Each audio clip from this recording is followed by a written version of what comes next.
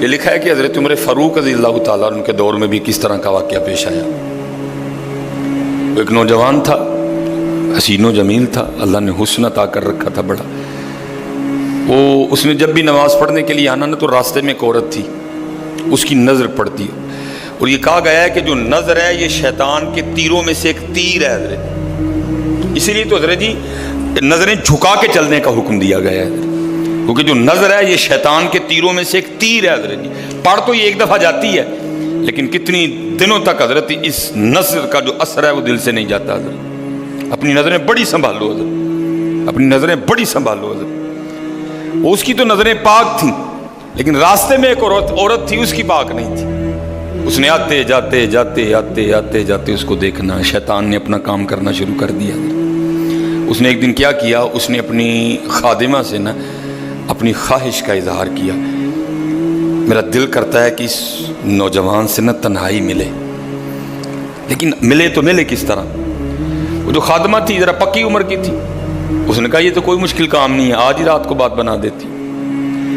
وہ جب عشاء پڑھ کے وہ نوجوان مسجد سے نکلا نا، وہ خادمہ راستے میں کھڑی ہو گئی، اس کو روک لیا، اس کو 2-3 احادیث سنائیں، 2-3 آیات مبارکہ سنائیں کسی کے کام آنے کے حوالے سے۔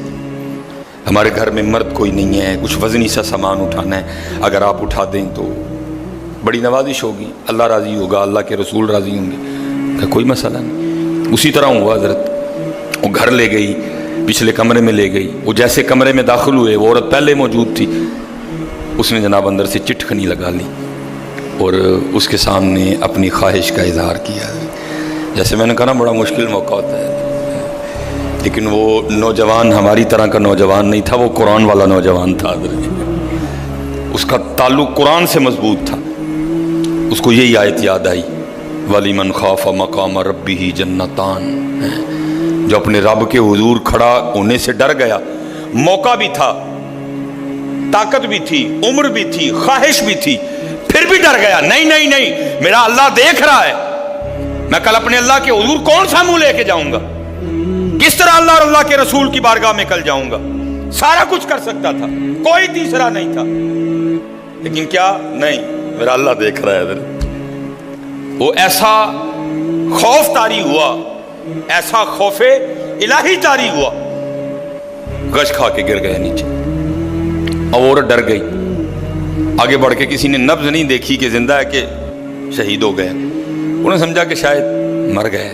اس نے دروازہ کھٹکھٹایا، باہر سے اس نے خادمہ نے دروازہ کھولا، اس نے کہا یہ تو مر گیا۔ اس نے کہا یہ بھی کوئی مشکل بات نہیں، بھائی نام تو اس پہ لگے گا نا جس کے گھر سے لاش برآمد ہوگی، تم ٹانگے پکڑو میں ہاتھ پکڑتی ہوں۔ انہوں نے تھوڑا سا محنت مشقت کر کے نا اٹھا کے جو باہر کوڑا پھینکنے کی جگہ تھی نا اس نوجوان کو پھینک دیا۔ اب رات پڑ گئی، بیٹا گھر نہیں آ رہا، باپ پریشان تھا۔ جب کافی وقت گزرا نا تو والد صاحب بیٹے کی تلاش میں نکلے، تو راستے میں کیا دیکھتے ہیں کہ وہ جو کوڑا کرکٹ پھینکنے کی جگہ ہے وہاں بیٹا پڑا ہوا ہے۔ بیٹے کو اٹھایا، گھر لے آئے، منہ پہ پانی کے چھینٹے مارے، بیٹے کو ہوش آئی۔ باپ نے پوچھا پتر کیا ہوا؟ وہ بیٹے نے پھر سنانا شروع کیا۔ جب پھر وہاں پہنچا نا کہ اس عورت نے مجھے دعوت زنا دی، تو پہلے تو خوف الہی کی وجہ سے بے ہوش ہوا تھا، اس بار اتنا خوف الہی نے غلبہ کیا کہ واقعی روح پرواز کر گئی ہے۔ والد نے راتوں رات جنازہ کروا دیا۔ صبح والد صاحب فجر کی نماز کی جماعت میں شریک نہیں ہو سکے۔ جب نماز سے فارغ ہوئے نا تو امیر المومنین حضرت سیدنا عمر بن خطاب رضی اللہ تعالیٰ نے پوچھا بھائی وہ آج ہمارا فلاں مقتدی کیوں نہیں آیا؟ لوگوں نے ساری بات سنائی، حضرت جوان بیٹا تھا، انتقال کر گیا، رات ہی کو جنازہ ہو گیا، شاید اس وجہ سے حضرت نہیں جماعت میں تشریف لا سکے۔ آپ نے فرمایا چلو اپنے بھائی کے غم میں شریک ہوتے ہیں۔ حضرت سیدنا عمر فاروق رضی اللہ تعالیٰ عنہ آئے، باتیں ہوتی رہیں۔ آپ نے بیٹے کے انتقال کی وجہ پوچھی، بیٹے نے ساری بات سنائی۔ آپ نے فرمایا اچھا تیرے بیٹے کا انتقال خوف الہی کی وجہ سے ہوا ہے؟ تو اللہ تو فرماتے ہیں وَلِمَنْ خَافَ مَقَامَ رَبِّهِ جَنَّتَانِ، اور جو ہمارے رب حضور کھڑا ہونے سے ڈر گیا اس کے لیے 2 جنتیں ہیں۔ تو چل پھر مجھے ذرا اپنے بیٹے کی قبر پہ لے کے چل حضرت ہے۔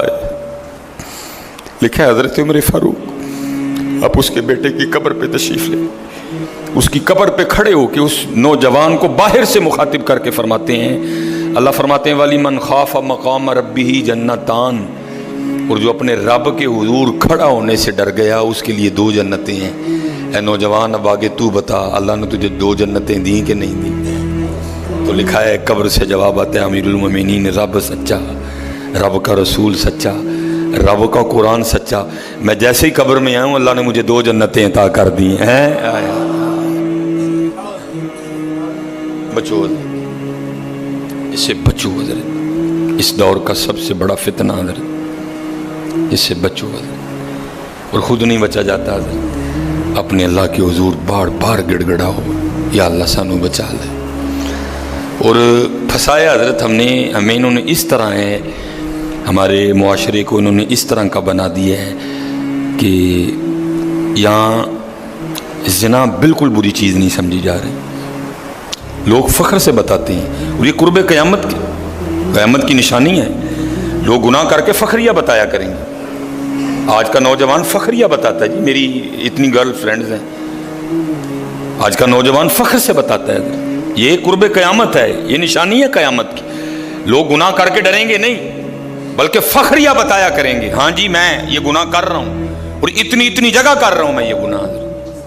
لیکن کیا ہوگا، نیکی مشکل ہو جائے گی۔ آج حضرت جی آپ دوسرا نکاح کر لیں، اللہ سنت ہے، قرآن میں اللہ خود کہہ رہے ہیں فَإِن تَابَ لَكُم مِّنَ النِّسَاءِ مَثْنَىٰ وَثُلَاثَ وَرُبَاعَ۔